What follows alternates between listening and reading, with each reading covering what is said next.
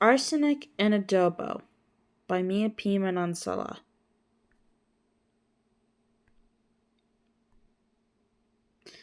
To Daddy, thanks for giving me my height, a great head of hair, and most of all a passion for food. Your love was apparent in every bite. Wish you could have seen this. Miss you. Mahal Kita.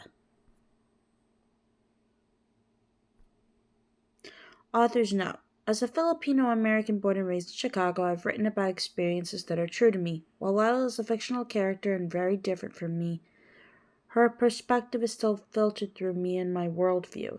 There are scenes in this story that I consider to be harmless mystery genre tropes, especially tamed since this is a cozy, but I was viewing this through the lens of an American. A Homeland Filipino sensitivity reader pointed out that those scenes had a triggering effect on her because they hit so close to home regarding the way the Philippine National Police enforces President Rodrigo Duterte's drug war. As for the sake of my readers, I'd like to provide content warnings for indications of evidence planting, police intimidation, as well as drug use, fat phobia, racism, and domestic violence. Arsenic and Adobo has a deliberately light and humorous tone, but it is still a work of crime fiction. It would be a disservice to my readers and any survivors of these listed issues for me to gloss over these problems or treat their concerns in a flippant manner. To learn more about Duerte's drug war, please check out these resources recommended by my sensitivity reader. DrugArchive.ph, a repository of a drug war research consortium composed of Ateneo, LaSalle, and UP researchers. On the President Stories, award-winning documentary on the drug war, Palam.org, a remembrance site for the victims of the drug war, summary and extrajudicial killings in the Philippines. Report submitted to the UNHRC on the drug war. Glossary and pronunciation guide. Honorifics. Family. The O usually has a short, soft sound. Anak. Offspring, son, daughter. Ate. Older sister, female, cousin, girl of the same generation as you. Bunzo. Youngest in the family. Kuya. Older brother, male cousin, boy of the same generation as you. Lola, lolo, grandmother or grandpa. Ninang, ninong, godmother, godfather. Tita, tito, aunt or uncle. Adobo. Considered the Philippines' national dish, it's any food cooked with soy sauce, vinegar, garlic, and black pepper, though there are many regional and personal variations. Almondigas. Filipino soup with meatballs and thin rice noodles. Bound. Food, snacks, or other provisions brought on to work, school, or on a trip. Food brought from home, money, or allowance brought to school or work, lunch money. Embatida. Filipino meatloaf. Ginatong. Any dish cooked with coconut milk, sweet or savory. Kakanin, Sweet sticky cakes made from glutinous rice or root crops like cassava. Kasang pute, a kind of salty white cheese. Lengua de gato, Filipino butter cookies. Lumpia, spring rolls. Lumpiang sariwa, fresh Filipino spring rolls, not fried. Mamon, Filipino sponge or chiffon cake. Matamis nabo. Coconut jam. Merienda, snack or snack time. Pandesal, lightly sweetened Filipino rolls topped with breadcrumbs, also known as pan de sal. Patis, fish sauce. Sambat, salabat, Filipino ginger tea. Suman is glutinous rice cooked in coconut milk wrapped in banana leaves and steamed. Ube, purple yam. Diba, isn't it right? For short, Hindiba, also writing as Diba. Macapagal, a Filipino surname.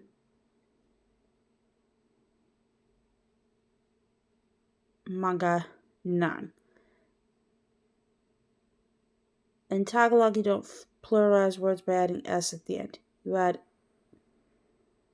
manga in front of the word.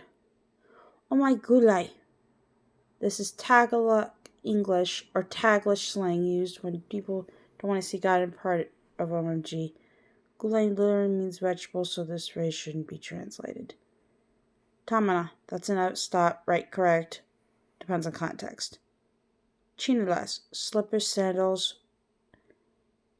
utang nalolob. Debt of gratitude, though it goes much deeper than that. Chapter 1. My name is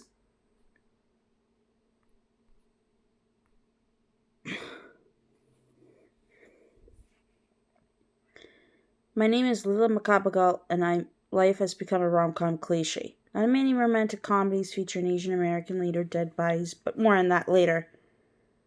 But all the hallmarks are there. Girl from an improbably named small town in the Midwest moves to the big city to make a name for herself and find love? Check.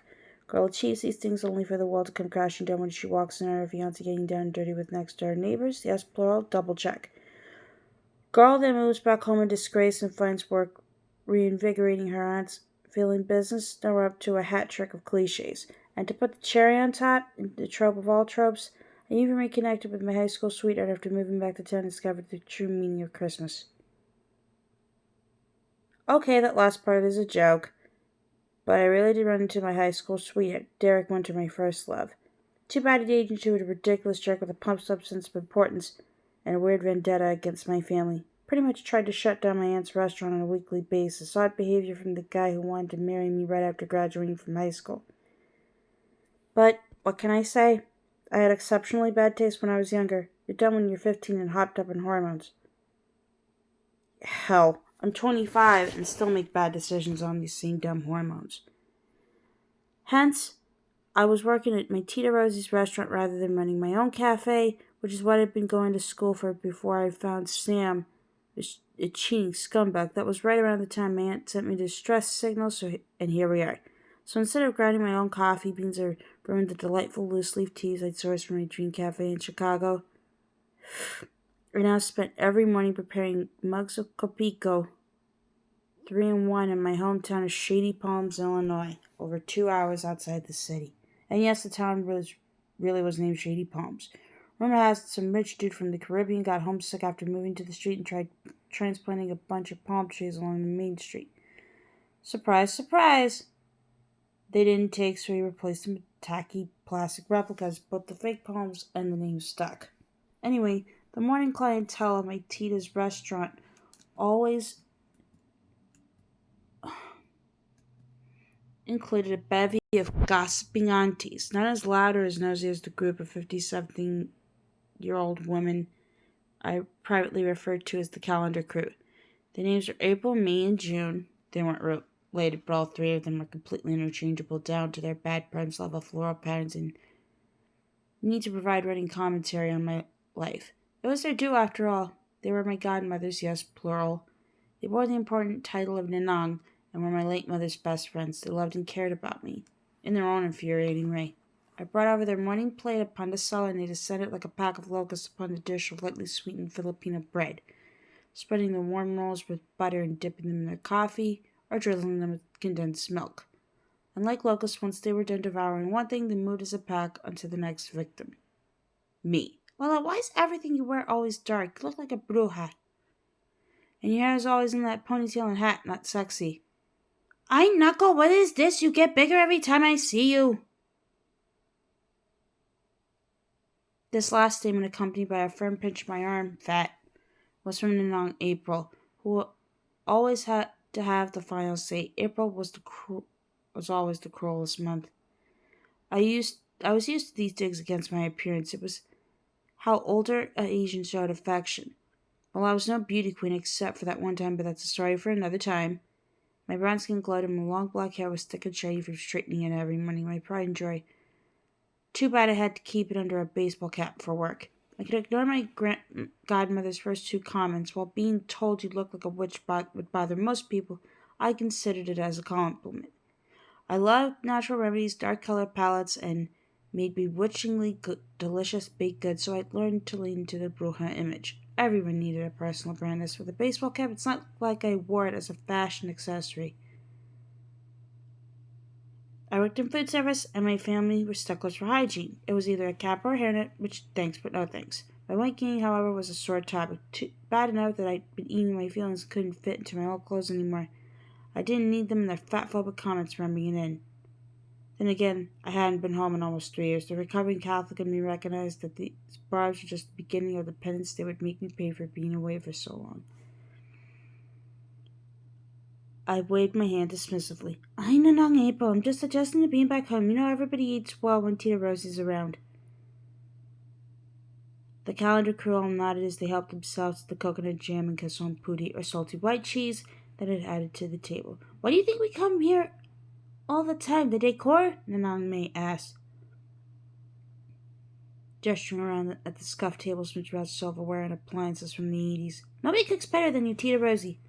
A loud hot was the response to Nanang May's comment. We all turned toward the source of this rudeness, and my stomach clenched as I locked eyes with the only man I hated as much as my ex-fiancé, Derek Winter.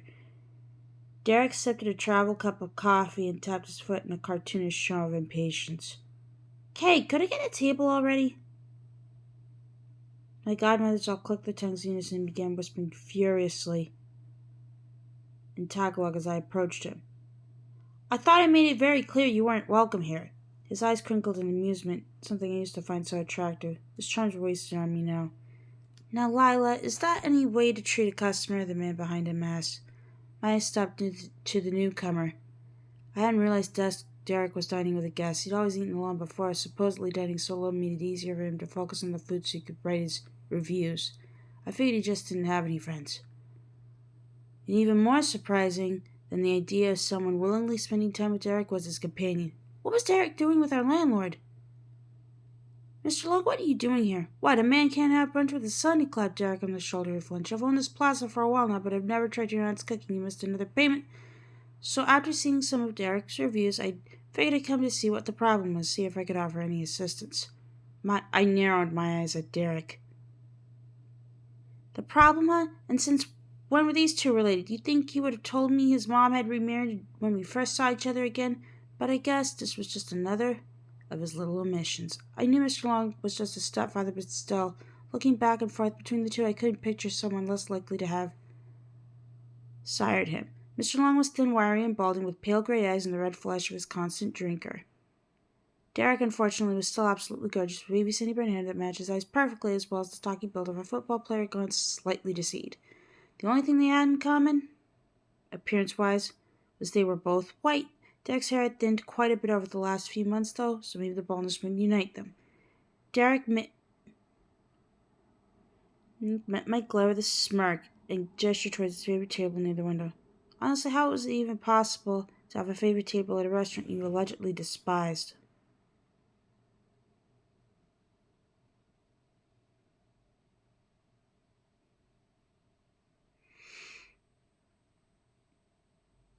Of course, make yourselves comfortable, I smiled sweetly and added, but no outside food or drinks allowed.